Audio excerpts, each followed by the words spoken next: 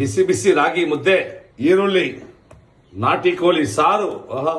ನಾಟಿ ಕೋಳಿ ಸಾರು ನೋಡಿ, ಘಮ ಘಮ. ಬಿಸಿ ಬಿಸಿ ರಾಗಿ ಮುದ್ದೆ, ನಾಟಿ ಕೋಳಿ ಸಾರು. ಈಗ ಬಾರ್ಸೋಣ. ಚಿಕನ್ ಸಾರು ತಿಂಡಿ ಸಾಕು, ನನಗೆ ಮೈಸೂರು ಸಿಲ್ಕ್ ಸಾರಿ ಬೇಕು. ನಾಟಿ ಕೋಳಿ ಸಾರಂತೂ ಸೂಪರ್ ಆಗಿದೆ.